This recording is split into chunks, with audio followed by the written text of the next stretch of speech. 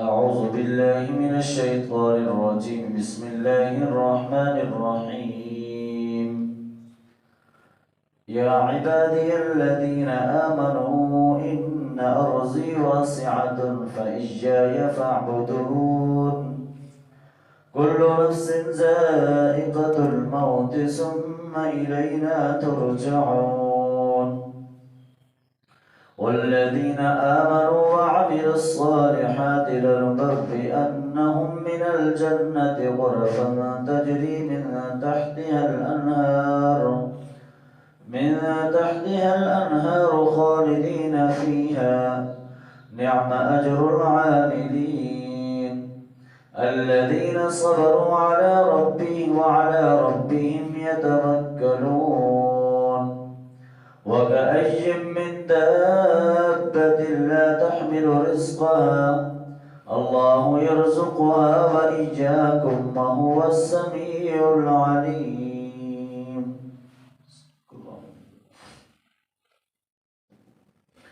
یا عبادی الذین آمنوا، اے میرے وہ بندو جو ایمان لائے ہو، ان ارضی واسعۃ، بے شک میری زمین وسیع ہے، فإیایا فاعبدون، بس میری ہی عبادت کرو۔ مکہ کے اندر جو حالات مسلمانوں کے اوپر دن بدن تنگ ہو رہے تھے، وہاں پر مسائل، پریشانیاں اور کفار کا ظلم و ستم جو ہے وہ بڑھتا جا رہا تھا، تو اس لیے اللہ تعالیٰ نے اہل ایمان کو یہ کہا کہ یہ جو میری جو زمین ہے اس کی وسعت بہت زیادہ ہے، لہذا اگر کسی ایک جگہ پر مشکلات، پریشانیاں ہوں، وہاں پر آپ کے اوپر ظلم کیا جا رہا ہو، تو پھر جو ہے وہ کسی دوسری جگہ ہجرت کر جانا چاہیے۔ اور اس سے پہلے ظاہر مسلمان حبشہ کی طرف ہجرت بھی کی تھی انہوں نے، تو گویا ایک یہ اشارہ بھی تھا کہ مدینہ کی طرف ہجرت کرنے کا، لیکن ظاہر مقصد ایک ہی تھا کہ تاکہ وہ وہاں پر آسانی کے ساتھ عبادت کر سکے۔ فَإِيَّايَ فَاعْبُدُونَ، کہ پکارنا، عبادت کرنا صرف اللہ کو ہے، کہ اللہ کی ذات کی عبادت صحیح طور پر کر سکیں۔ اس لیے کہا کہ میری جو زمین ہے وہ وسیع ہے، لہذا اگر کسی ایک جگہ پر مشکلات، پریشانیاں ہوں، مصائب اور مظالم ہوں، تو وہاں پر کیا ہے، وہاں پر ٹھہرنے کے بجائے کسی دوسری جگہ جو ہے وہ ہجرت کر لی جائے۔ کل نفس ذائقۃ الموت، ہر نفس نے موت کا ذائقہ چکھنا ہے۔ ثم الینا ترجعون، پھر تم ہماری طرف ہی لوٹائے جاؤ گے۔ یعنی ہر انسان کو یہ اللہ تعالیٰ نے اہل ایمان کو یہ بتا دیا کہ ظاہر ہے جو زندگی اور موت ہے وہ ہر ایک کے ساتھ ہے، چاہے تم جہاں بھی چلے جاؤ، جس سرزمین پر بھی چلے جاؤ، جو اللہ تعالیٰ نے تمہارا وقت لکھا ہوا ہے، مقرر کیا ہوا ہے، وہی وقت تم نے گزارنا ہے، اور اس کے بعد جو ہے وہ تمہیں موت آ جائے گی۔ تو لہٰذا جب اللہ کے راستے پر چل رہے ہو تو اس بات کی پرواہ نہ کرو، زندگی اور موت تو اللہ کے ہاتھ میں ہے، اور موت تو مومن کے لیے تحفہ بھی قرار دیا گیا ہے کہ وہ دنیا کے مسائل، مصیبتوں، پریشانیوں سے آزاد ہو جاتا ہے۔ لہذا جو بھی جاندار ہے اس نے موت کا ذائقہ چکھنا ہے، اور اس کے بعد پھر وہ اللہ ہی کی طرف اس کو لوٹایا جائے گا۔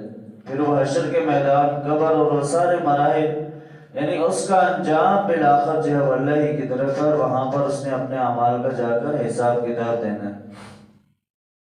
والذین آمنوا وعملوا الصالحات، اور جو لوگ ایمان لائے اور نیک اعمال کیے، لنبوئنہم من الجنۃ غرفا، ہم ان کو جب ضرور جنت کے بالا خانے عطا فرمائیں گے، تجری من تحتها الانہار خالدین فیہا، وہ اس کے نیچے جو وہ نہریں بہہ رہی ہیں اور وہ اس میں ہمیشہ کے لیے رہیں گے۔ نعم اجر العاملین، کتنا اچھا بدلہ ہے عمل کرنے والوں کے لیے۔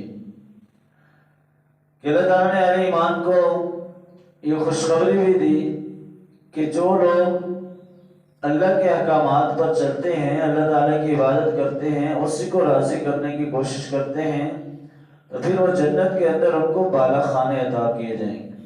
یہ جنت کے اندر گویا ایک جگہ ہے، گویا جو اہل ایمان کے لیے یا جو اللہ کے نیک بندے ہوں گے، ظاہر جنت کے اندر بھی درجات ہوں گے، مختلف درجات ہیں اعمال کے لحاظ سے. تو وہ جب ان لوگوں کو، اہل ایمان کو، اللہ تعالیٰ اپنے نیک بندوں کو جنت کے بالا خانوں میں، بالا خانے اونچی جگہ کو کہتے ہیں، وہ ان کو اونچی جگہ پر جو ہے وہ ان کا ٹھکانہ جو ہے وہ دیا جائے گا. اور وہ جنت کہ جس کے اس کے نیچے سے جو ہے وہ نہریں بہہ رہی ہوں گی، شہد کی نہریں ہوں گی، دودھ کی ہوں گی، ہر طرح کی نہریں وہاں پر موجود ہوں گی. اور اس کا وہ منظر اور وہ نظارہ جو ہے وہ بڑا عجیب جو ہے وہ انسان کے دل کو بہانے والا ہوگا. تو لہٰذا یہ ان لوگوں کو دیا جائے گا کہ جو ایمان بھی لائے اور نیک اعمال بھی کیے اور اللہ کے احکامات پر چلتے رہے اور زندگی ساری اللہ تعالیٰ کو راضی کرنے کی کوشش کی. اور اس طرح فرمایا کہ الذین صبروا علی ربہم یتوکلون، کہ وہ لوگ کہ جنہوں نے صبر کیا اور وہ اپنے رب کے اوپر بھروسہ رکھتے ہیں. یعنی مشکلات پریشانیوں کے اندر صبر کیا، استقامت کے ساتھ ڈٹے رہے اور ان کا توکل اور بھروسہ جو ہے وہ اللہ کی ذات پر ہی ہے. تو ایسے لوگوں کو اللہ تعالیٰ جو ہے وہ انعامات سے نوازے گا.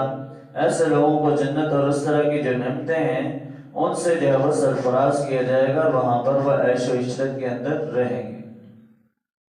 وَكَأَيٍّ مِّن دَابَّةٍ لَّا تَحْمِلُ رِزْقَهَا، اور کتنے ہی چوپائے ہیں، جانور ہیں کہ جو اپنا رزق اٹھائے ہوئے نہیں پھرتے.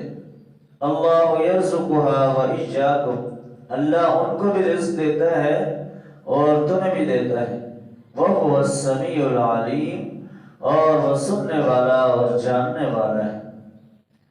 کہ اللہ تعالیٰ نے گویا انسان کو مخاطب کیا اور کہا کہ دیکھ لو کہ جو چرند پرند ہیں، جانور ہیں، یہ کوئی بھی اپنا رزق اٹھا کر نہیں پھرتا ہے اور ان سب کو بھی جو ہے وہ اللہ رزق دے رہا ہے. چڑیاں ہیں، پرندے ہیں، وہ صبح جو ہے وہ خالی پیٹ نکلتے ہیں لیکن شام کو جب واپس آتے ہیں تو ان کا پیٹ بھرا ہوا ہوتا ہے.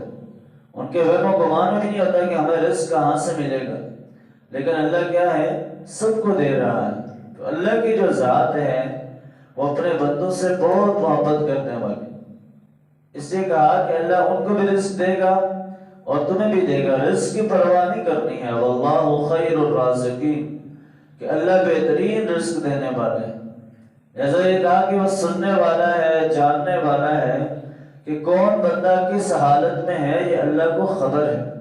اللہ اس چیز سے باخبر ہے اور ہر ایک کے حالات کے بارے میں بخوبی جانتا ہے. کسی کے اوپر اگر رزق کی تنگی ہے تو ہو سکتا ہے وہ اس کے لیے آزمائش ہو، اور اگر کسی کے پاس زیادہ مال و دولت ہے تو وہ بھی اس کے اوپر آزمائش ہو سکتی ہے. اس آزمائش کے اندر وہ کیسا ہوتا ہے تب اس کے ایمان کا پتہ چلے گا.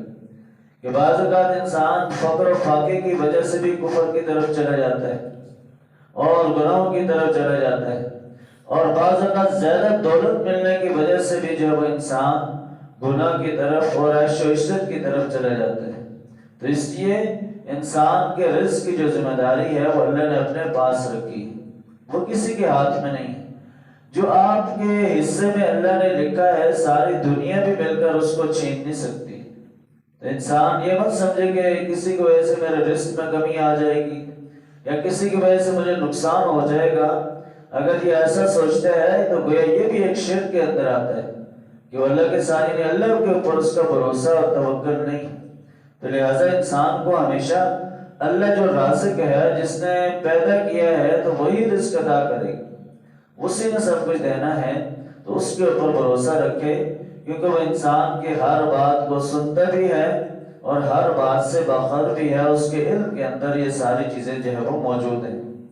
تو ان آیات کے اندر جو ہمارے لیے پیغام ہے کہ ایک تو یہ ہے کہ صرف اور صرف اللہ کی عبادت کرنی، اور دوسرا یہ کہ جو بھی مشکلات پریشانیاں ہوں، آخر بالآخر ایک وقت آئے گا کہ ہر انسان نے موت کا ذائقہ جو ہے وہ چکھنا ہے. تو جو ایمان کی حالت میں جائے گا وہی اصل میں کامیاب ہوگا، اور جو ایمان لائے گا، نیک اعمال کرے گا، تو اس کو جنت کے اندر جو ہے وہ اللہ تعالیٰ اونچی جگہ پر بالا خانوں میں جو ہے وہ جگہ عطا فرمائیں گے. یہ اہل ایمان کے لیے جو ہے وہ بہترین بدلہ ہے. اور اس طرح آخری آیت کے اندر یہ فرمایا کہ جو رزق ہے یہ اللہ کے ہاں، یہ اللہ کی ذمہ داری ہے.